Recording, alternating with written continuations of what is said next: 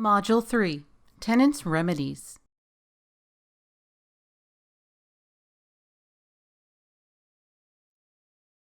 When a property owner agrees to rent the property to others, a landlord-tenant relationship is created. This relationship is governed by the terms of the lease agreed to between the parties, as well as state and common law obligations which apply to all leases. Over and above the terms of the lease, the law also implies a warranty from landlord to tenant, which guarantees the premises will remain habitable throughout the tenancy. This implied warranty of habitability is materially breached when defects left unrepaired by the landlord affect the health and safety of the tenant, such as inadequate plumbing, heat, or water supply.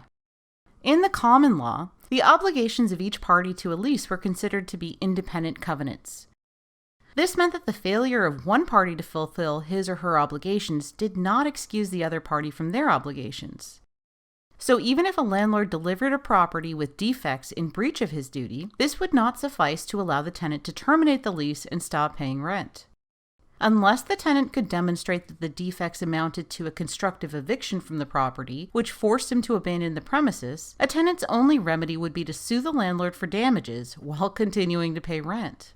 Today, however, the law generally views a lease as creating dependent covenants.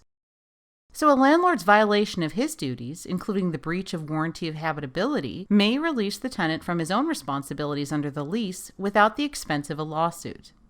As such, a tenant whose rights under the lease have been violated may unilaterally terminate the agreement, though the law grants the tenant alternative remedies should he prefer to remain in the rental property despite the landlord's breach.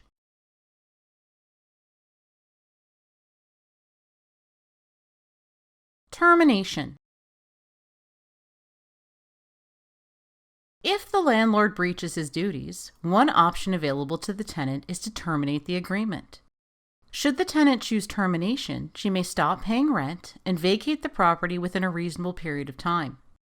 Generally, to terminate a lease on the grounds of breach, the tenant must serve written notice on the landlord, specify the conditions that represent material noncompliance, demand the correction of the conditions within a specified period of time, and inform the landlord of the date that the lease will terminate if the conditions are not corrected. At that point, if the conditions are not remedied, the tenant's obligation to pay rent ceases and the tenant must leave the property. Note that terminating the lease does not bar the tenant from seeking damages for harms caused by the landlord's breach.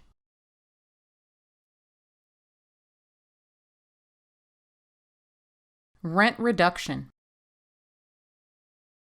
Another remedy available to a tenant in case of landlord noncompliance with lease obligations is complete or partial rent abatement. This option may be useful for those who are not in a position to find a new rental property, and for those who would prefer not to temporarily relocate until the defects in the property are remedied without terminating the lease. Unless the tenant is entirely deprived of use of the property, defective conditions do not usually permit the tenant to withhold rent completely. Generally, rent abates to the extent that the tenant is deprived of the full normal use of the premises. Some courts have permitted reductions based on the fair market rental value of the premises. This means that the rent is reduced from the contract amount to the market value of the property as is, with the existing defects. The law generally requires that the tenant inform the landlord and give a reasonable amount of time to allow for repairs before reducing rent payments. Alternatively, in some jurisdictions, if the landlord fails to repair the defective conditions after reasonable notice, the tenant may dedicate a portion of the owed rent to make the repairs on her own. The tenant continues to reside on the rental premises and deducts the amount used for repairs from future rent payments. The amount used to conduct repairs must be reasonable. Some states fix the maximum allowable expenditures on repairs to be deducted at a sum total of 1 month's rent. Note that a landlord may respond to a decision to withhold rent by initiating eviction proceedings. If a court determines the rent was improperly withheld, or that too high an amount was withheld, the tenant may be forced to pay the withheld rent and may face eviction. A number of means are available to protect the tenant who opts to reduce rental payments rather than terminate the lease and does not wish to face possible eviction for unilateral withholding of rent. A tenant may place the amount of rent withheld in escrow to demonstrate to the court that the money is available to be paid upon remedy of the defects. At the governmental level, many states and cities have enacted ordinances establishing procedures for pursuing rent reduction. These may include the right of tenants to apply for rent reduction with governmental agencies, or a mechanism for paying rent to the city or state directly, with the money held in abatement until the landlord repairs the defective conditions. Finally, a tenant may simply pay the full rent amount despite the defects and sue the landlord for return of rent paid in excess of the value of the rental property in its present condition. This way, the tenant does not risk eviction by being in default of his rental obligations.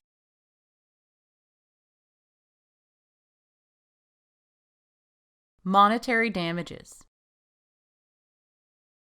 If a tenant terminates a lease or chooses to continue to inhabit a rental property despite conditions which constitute a breach of the warranty of habitability, the tenant may collect damages for harms associated with the breach. If the tenant relocates to another dwelling, such damages include reasonable relocation costs, plus the difference in rent between the property vacated and the new property the tenant has moved to. Any other expenditures by the tenant which stem from the defective condition of the property may likewise be recoverable as damages.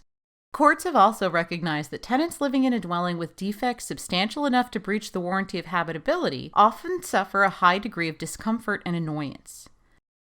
As such, some courts have ruled that these tenants may sue to recover damages for emotional distress over and above the other damages suffered.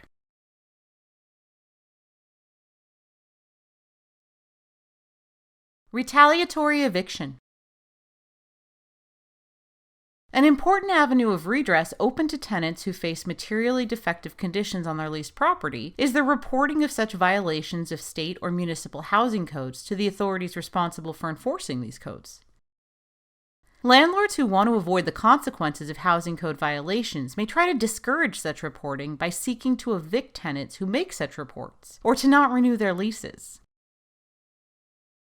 This practice frustrates the legislative purpose behind housing code laws, and so the law has developed protections for tenants in such situations. If a tenant who has previously reported housing code violations faces eviction by a landlord and can show that the motive behind the eviction was retaliation for reporting the violations, the tenant can claim a defense of retaliatory eviction.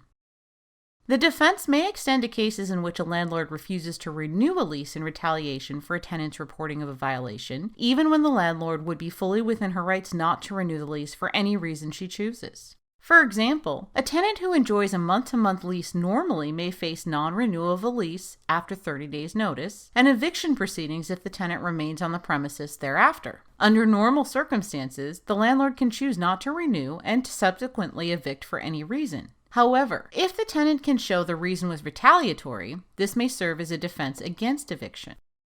Retaliatory eviction can also serve as a defense against retaliation by means of a rent increase. If a landlord raises a tenant's rent in response to the tenant reporting housing code violations, and then seeks to evict the tenant for failing to pay the increased rent, the tenant can defend against the eviction by demonstrating the retaliatory nature of the landlord's actions. Note that a tenant who has failed to meet his rent obligations may not raise retaliatory eviction as a defense against eviction. However, if the withholding of rent was legal, such as when the conditions of the rental property materially deprive the tenant of full use of the property, then the tenant may assert retaliatory eviction as a defense against a landlord seeking to evict.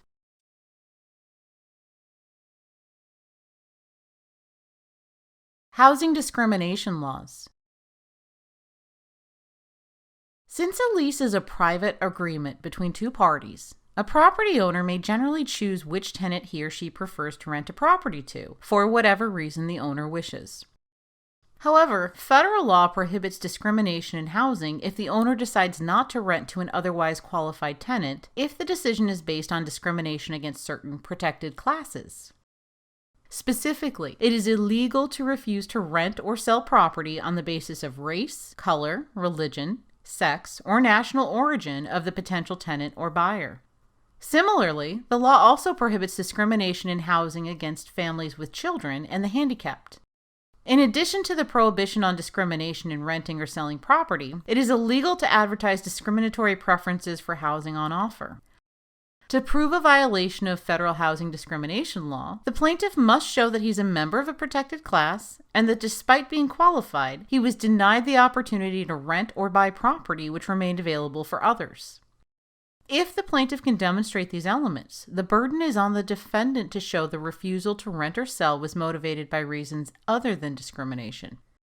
If the plaintiff is successful in demonstrating discrimination, the defendant may face civil fines, and the court may award the plaintiff actual and punitive damages and enjoin the defendant from renting the property to individuals other than the plaintiff. Note that federal law exempts property owners in certain situations from the prohibitions of housing discrimination law. For example, if a housing facility is specifically designed to meet the needs of older populations and is mostly or completely occupied by people of advanced age, the management may restrict or limit admittance to families with children. The law also exempts single-family dwellings, as well as small owner-occupied buildings of 4 units or less, from housing discrimination laws. However, even under these circumstances, it is prohibited to advertise a discriminatory preference. Some states have enacted statutes which eliminate or narrow the exemption of small owner-occupied buildings from anti-discrimination laws. Conversely, some states have expanded anti-discrimination protections to other marginalized groups and may prohibit discrimination in housing on the basis of marital status, age, or sexual orientation.